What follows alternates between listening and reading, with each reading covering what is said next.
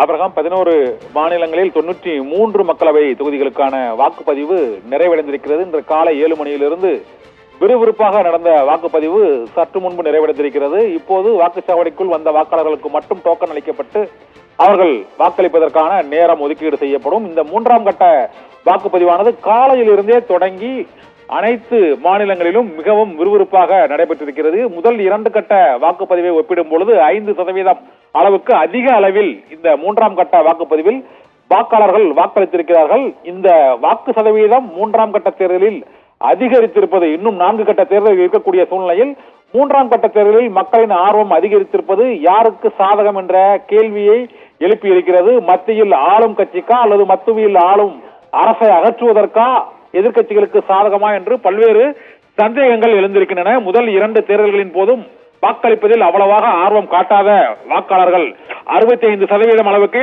மக்களவை தொகுதியில் சராசரியாக முதல் 2 கட்ட தேர்தலிலும் 19ஆம் தேதி ஏப்ரல் 19ஆம் தேதி நடைபெற்ற முதல் கட்ட தேர்தலிலும் இதே போல 26ஆம் தேதி நடைபெற்ற 2ஆம் கட்ட தேர்தலிலும் வாக்கு சதவீதமானது ஒரு 65% அளவுக்கு இருந்தது. இப்பொழுது 5 மணி நிலவரப்படி பார்த்தோம் என்றால் 70% பெரும்பாலான மாநிலங்களில் வாக்கு சதவீதம் நெருங்கி இருக்கிறது. இவ்வாறு 70% 5 மணிக்கே தாண்டக்கூடிய சூழ்நிலையில் 6 மணி அளவில் ஒட்டுமொத்தமாக 80% இந்த வாக்கு சதவீதமானது நெருங்கும் என எதிர்பார்க்கப்படுகிறது. மக்கள் ஆர்வத்துடன் வாக்களிக்க வாக்கு மையங்களில் இன்று 3ஆம் கட்ட தேர்தலில் குவிந்திருப்பது அது ஆளும் கட்சிக்கு எதிர்ப்பலையா அல்லது எதிர்கட்சிக்கு ஆதரவு அலையா என்பது ஜூன் 4 வாக்கு எண்ணிக்கையின் போது தெரிய வரும்.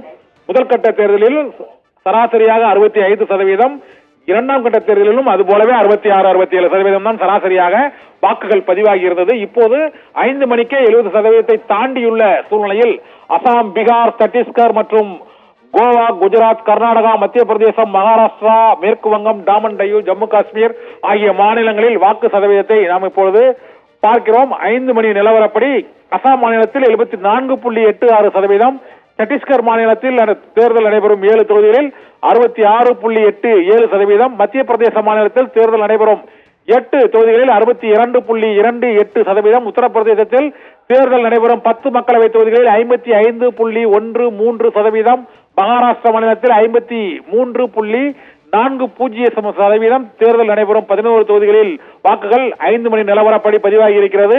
இன்னும் 1 மணி நேரம் பாக்கி இருக்கிறது. குஜராத் மாநிலத்தில் 25 தொகுதிகளில் அந்த வாக்குப்பதிவு நிலவரமானது தற்போது அந்த 65 என்ற சதவீதத்தை எட்டியிருக்கிறது.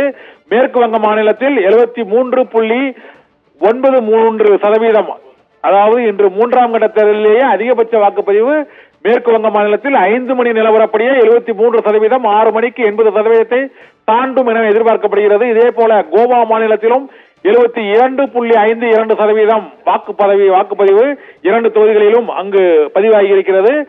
இந்த மாநிலங்களில் வாக்குப்பதிவானது அதிகரித்திருப்பது மத்தியில் ஆளும் கட்சிக்கு எதிரானதா அல்லது சாதகமானதா என்பது ஜூன் 4 அன்று வாக்குப்பதிவு அன்று தெரிய வரும்.